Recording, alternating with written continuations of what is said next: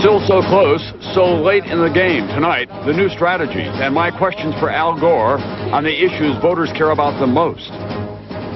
In-depth balance of power, what the next president could do to the Supreme Court, and where George W. Bush really stands on abortion. Lifeline, the herbal treatment for prostate cancer and the surprising results. And... Can I call my dad? He knows government. And do you know this woman? The Republicans hope she'll be a secret weapon in getting the women's vote. From NBC News World Headquarters in New York, this is NBC Nightly News with Tom Brokaw. Good evening. In sports, they like to say, let's go to the videotape. In the great game of presidential politics, it's let's go to the map, the electoral map, the battlefields with 1 week to go. The states in red are considered to be solid for Governor George W. Bush, those in blue for Vice President Al Gore. 14 are thought to be toss-ups at this point, and that's where the election will be won and lost. NBC's David Gregory is with the governors tonight in a state many consider to be good for Gore. David, George W. Bush simply won't concede California. He won't yet, Tom. Bush barnstorming California, this Democratic stronghold, just 8 days before the election, is seen as highly suspect, little more than a little political poker. Perhaps the real reason he's here, the only reason, is to appear on The Tonight Show with Jay Leno later this evening. The latest statewide poll in California shows Bush trailing Gore by 10 points. In fact, most people don't believe the Texas governor can actually win here. He just wants to make Al Gore think he can. Also today, as Governor Bush in these final days promises to unite the country, Bush accuses his opponent, the vice president, of appealing to people's, quote, darker impulses. If you try to win at any cost, the price is high. You lose your ability to inspire our people and lead a nation. One more note about California. Even if Governor Bush does not think he can realistically win here, in the final week, his campaign and the Republican Party will spend $2.5 million on television advertising throughout the state trying. Tom? Thanks very much, NBC David Gregory tonight. As for the vice president, while he was promoting prosperity and health care today in the Midwest, the rest of his team continued to raise questions about Governor Bush's preparations for the presidency. NBC's Claire Shipman is with the vice president tonight. Claire? Tom, sources tell us that the Democrats are ready to spend the bulk of their advertising dollars in the final week, almost $12 million worth, on a series of commercials targeting Bush on the issue of experience. It's a theme the Gore campaign thinks is resonating with voters, and Joe Lieberman was unusually blunt about it today. Low stock market. Let me tell you honestly, George Bush is not ready to be president of the United States. Now, the Gore campaign is testing two basic commercials right now with focus groups for release later this week. One is fairly positive, essentially making the case that Gore has the experience to be president. The other is harder hitting, looking at Bush's record and asking the question, is he ready to lead? And all of this, as you mentioned, while Gore stays focused on the economy. Tom? Thanks very much, NBC's Claire Shipman tonight. NBC Nightly News invited the governor and the vice president to appear on Nightly News in the week before the election to discuss an issue a night. After a due deliberation, the Bush campaign declined, the vice president accepted, and he is in Wisconsin at this moment.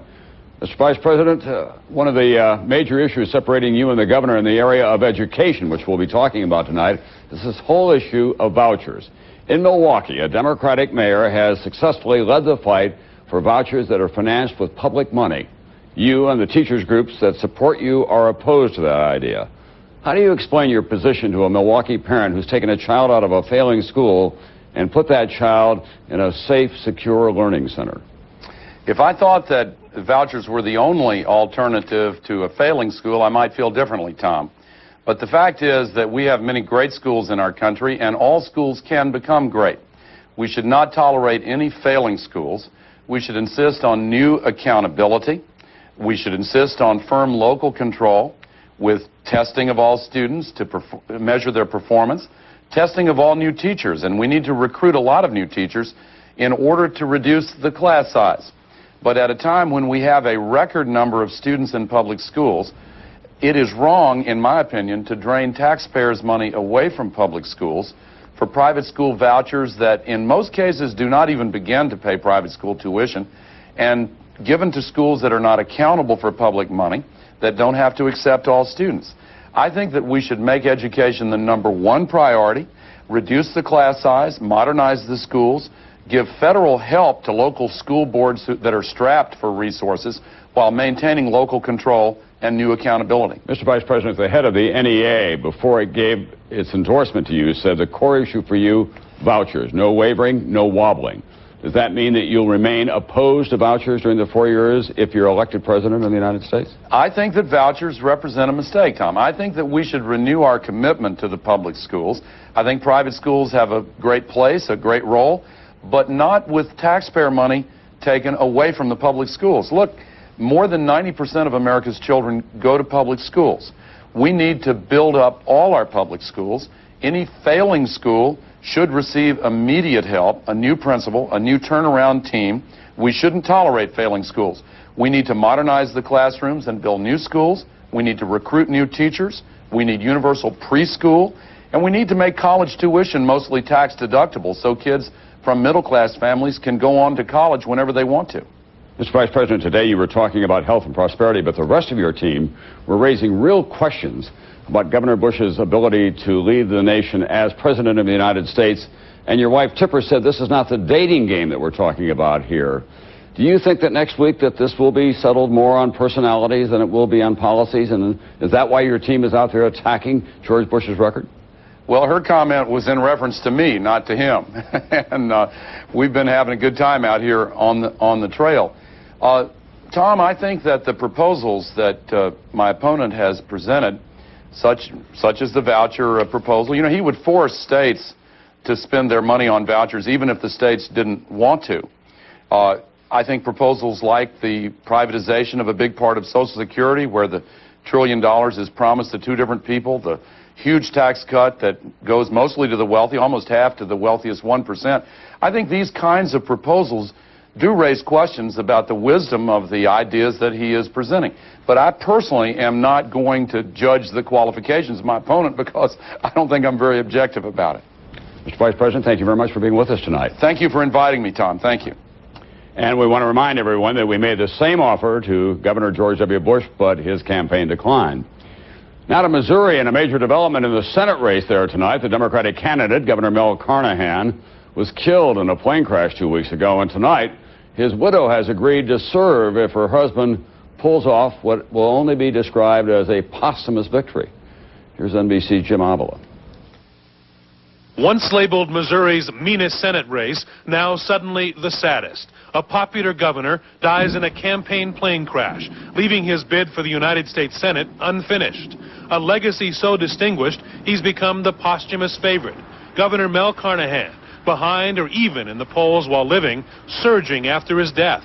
Today, his wife Jean, who lost her partner of 46 years and her oldest son, who was flying the plane, stepped forward to finish the family mission. I just so much believed in the dreams and the hopes that my husband had.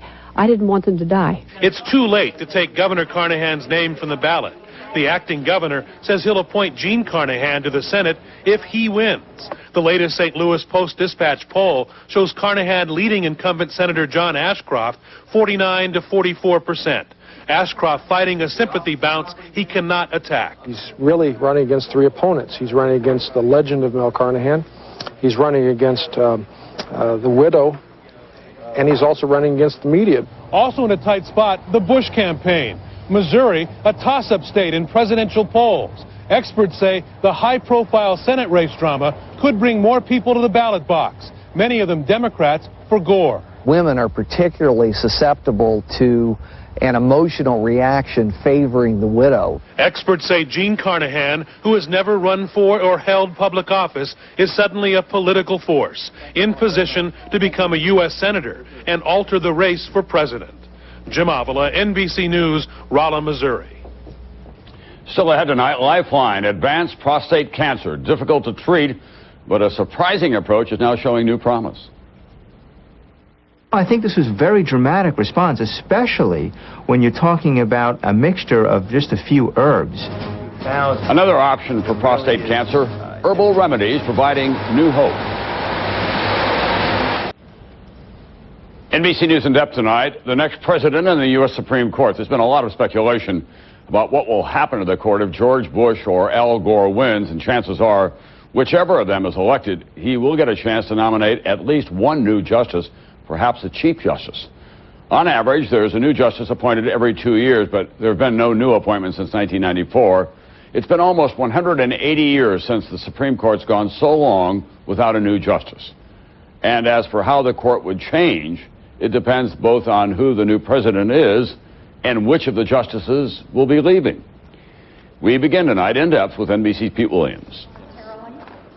With the court now deeply divided on so many important questions, the new president's appointments could make a big difference. But how much difference depends on which of the current justices actually retire. While all 9 now seem healthy, the 3 oldest are Chief Justice Rehnquist, 76, John Paul Stevens, 80, and Sandra Day O'Connor, 70. Rehnquist is among the most conservative, O'Connor often a swing vote, and Stevens typically votes with the liberals. So the court would change the most if Gore gets elected and can replace the conservative Rehnquist, or if Bush is elected and can replace the more liberal Stevens. Liberal groups claim that because Bush has said he most admires conservative Justices Scalia and Thomas, more appointees like them, they say, would wipe out what's left of affirmative action in employment and school admissions, support more state restrictions on access to abortions, and limit the reach of civil rights laws.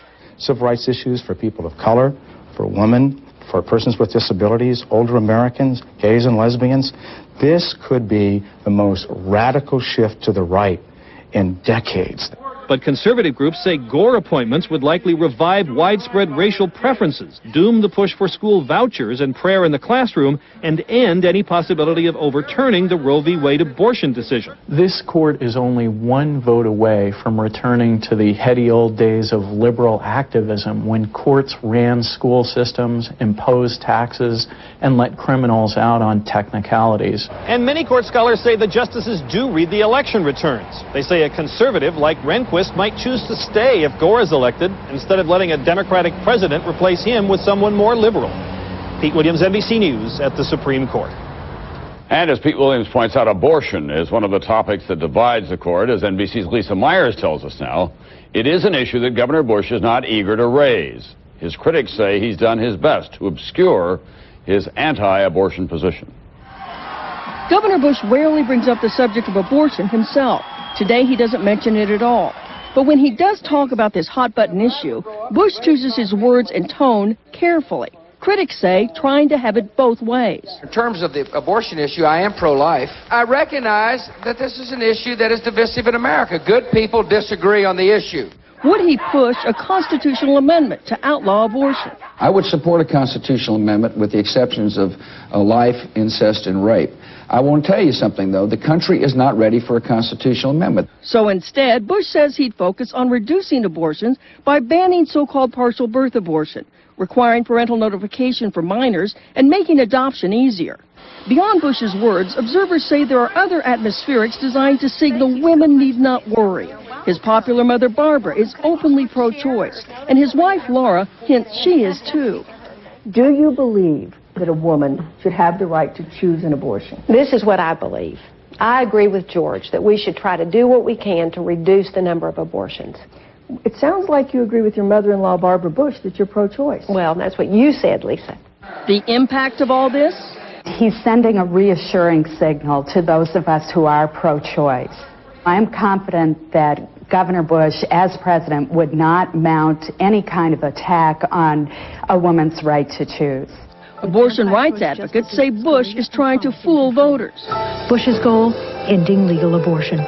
Al Gore, who cast some anti-abortion votes himself 20 years ago, also accuses Bush of trying to fuzz the issue, and today warns the stakes for women are high. I believe in a woman's right to choose. I think it ought to be protected.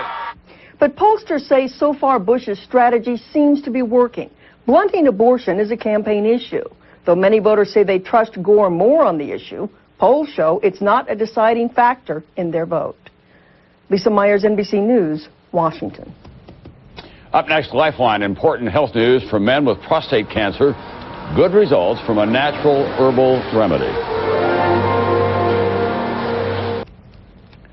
And now for Lifeline, an experimental treatment for rheumatoid arthritis showing promise. This involves a combination of drugs that knock out renegade white blood cells. Those cells create abnormal antibodies which cause arthritis. Tests have been done only in a small group of patients, but some have responded so well they were able to resume normal lives and stop taking other medicines. And there's also some encouraging information tonight on an herbal remedy for prostate cancer that is helping patients with advanced disease. Here's NBC's chief science correspondent, Robert Bazell. Dewey Redman, a well-known jazz saxophonist, believes he is surviving advanced prostate cancer because his doctor told him to take a mixture of Chinese herbs called PC Spaz. If he says go jump off a mountain, I would do that if it was going to save my life, you know. PC Spaz gaining popularity among patients and doctors because initial tests at major medical centers show it can bring startling improvement in advanced prostate cancer. In as many as 88% of the test subjects, the level of PSA, the prostate-specific antigen that indicates cancer spread, dropped. In some men from as high as 200 to almost zero. I think this was a very dramatic response, especially when you're talking about a mixture of just a few herbs. PC Spaz. The PC stands for prostate cancer, and Spez is the Latin word for hope.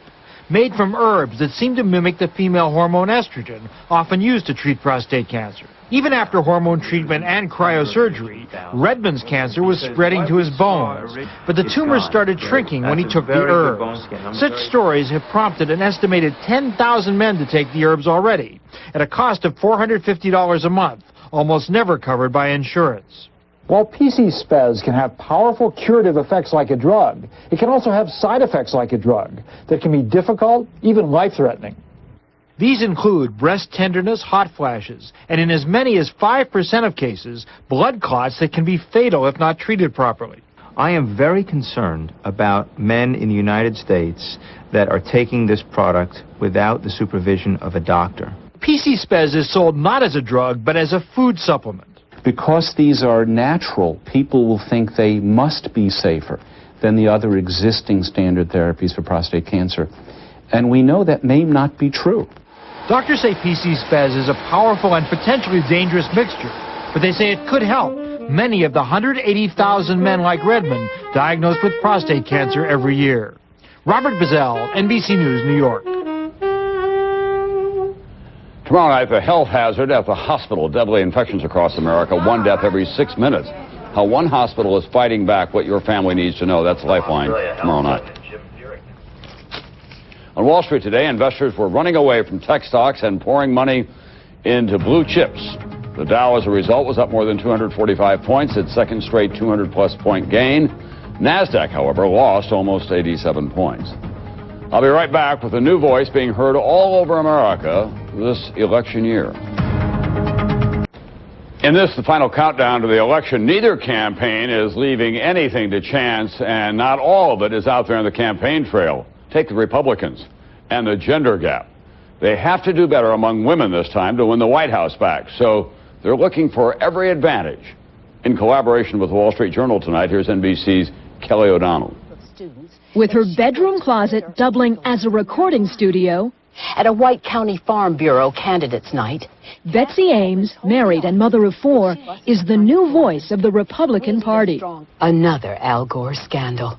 The 57-year-old actress describes herself politically as independent and professionally busier than ever, recording more than a dozen new campaign ads each day, marking a huge shift in the political air wars. Finally, in advertising, in political spots, people are realizing that audiences listen to women. No longer limited to the authoritative male announcer. The courage to fight for it. Today, you're much more likely to hear a woman making the pitch. Indiana taxpayers were forced to pay over $3 million. Her voice hired to persuade the most desired and so far elusive voters, undecided women, who represent more than half, 54%, of that all-important swing vote. Republicans and Democrats both going after these key women voters and casting more women in their ads. But it's the Republicans who admit they're having a harder time attracting women's support. GOP ad maker Alex Castellanos says the trend of featuring women in ads goes well beyond typically female issues like education and health care. You're hearing spots about tax cuts directed to mom. You're hearing economic messages directed to women. So that's a big change. The change is not only in the number of ads women do, but in the nature of the messages as well. Negative ads considered effective but unpopular are done by more and more women this year. Their voice is intended to soften a harsh attack. She will consider legalizing marijuana. Just this past weekend, nearly 200 different campaign spots aired on television around the country. Women like Betsy Ames changing the sound of political ads with a pitch she often makes right at home between her husband's ties and her shoe collection. Kelly O'Donnell, NBC News, Alexandria, Virginia. This reminder, between now and next Tuesday, MSNBC on cable and MSNBC.com are offering live hour-by-hour coverage of the campaign and the candidates. That's Nightly News for this Monday night. Don't forget Dateline tonight at 8. I'm Tom Brokaw. I'll see you back here tomorrow night.